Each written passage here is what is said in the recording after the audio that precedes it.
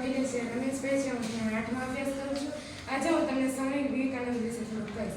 સ્વામી વિવેકાનંદનો જન્મ 12 જાન્યુઆરી 1863 કલકત્તા શહેરમાં થયો હતો. તેમની માતાનું નામ ભુવનેશ્વરી દેવી અને પિતાનું નામ વિશ્વનાથ દત્ત હતું. તેમના પિતા વ્યવસાયપતિ હતા. સ્વામી વિવેકાનંદનું પૂરું નામ નરેન્દ્રનાથ હતું. સ્વામી વિવેકાનંદ પર તેમના માતા પિતાની ગ્રહદર્શન હતી. તેમને તેમના પિતા પાસેથી બૌદ્ધિક મગજ અને માતા પાસેથી ધાર્મિક સ્વભાવ મળ્યો હતો. બાળપણથી તેમને આધ્યાત્મિકતા તરફ પ્રભાવ હતો.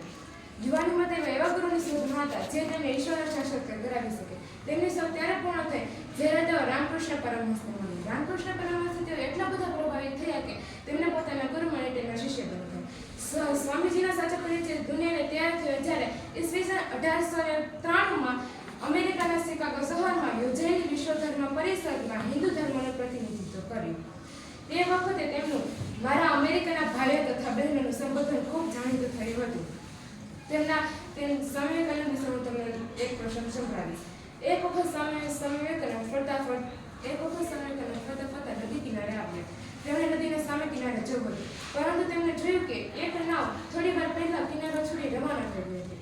નાવને પાછી આવવાની રાહ જોઈને સ્વામીજી ત્યાં બેસી ગયા. તેવામાં ત્યાંથી એક સાધુ પસાર થયા. સાધુએ સ્વામીજીને એકલા બેઠેલા જોયા. સાધુએ પાસે જઈને સ્વામીજીને પ્રશ્ન પૂછ્યો, કેમ એકલા બેઠા છો? સ્વામીજીએ જવાબ આપ્યો, મારે નદીના સામે કિનારે જવું છે. હું નામની રાહ જોઈ રહી છું. સાધુએ ફરીથી બીજો પ્રશ્ન પૂછ્યો, નામ શું છે?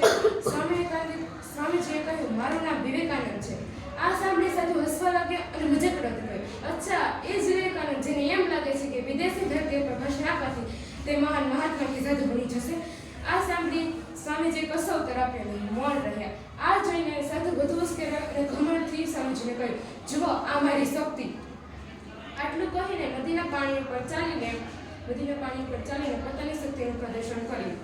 પછી સ્વામીજીને કહ્યું, શું તમે મારી જેમ આ રીતે પાણી ઉપર ચાલીને નદી પાર કરી શકો છો? સ્વામીજીએ ખૂબ આદર અને વિનમ્રતાથી જવાબ આપ્યો, જી મહારાજ, આ વાતમાં કોઈ શંકા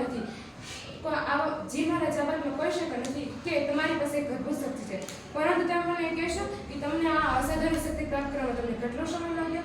સાધુએ અભિમાનથી જવાબ આપ્યો, આ મુશ્કેલ કામ હતું. 20 વર્ષની કઠિન તપસ્યા અને સાધના કર્યા પછી આ શક્તિ પ્રાપ્ત થઈ છે. કાંઈ એમ જ મળી નથી કે ખડકની ધાર પર ચાલ્યો છું.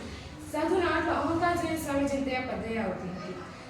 સ્વામીજીએ શાંત અને કોમળ અવાજમાં કહ્યું, તમે તમારી અમૂલ્ય જિંદગીના 20 વર્ષ આ વિદ્યાને શીખવામાં બરબાદ કરી નાખ્યા. આ કામ એક નાવ ફક્ત 5 મિનિટમાં કરી આપે અને એક નાવવાળો ફક્ત 5 રૂપિયામાં સામે કિનારે લઈ જાય. જો તમે આ 20 વર્ષ નિસહાય ગરીબો અને અનાથોની સેવામાં આપ્યા હોત તો તમને ઉપયોગી થયા હોત અને આજે તમને આ દેશ મહાત્માથી ઓળખતો હોત. તમારી સેવા એ તમારી ખરી તપસ્યા હોત. સાધુ માથું નીચે કરી સાંભળતા રહ્યા અને સ્વામીજી નાવ પર બેસીને સમિતિમાં જતા.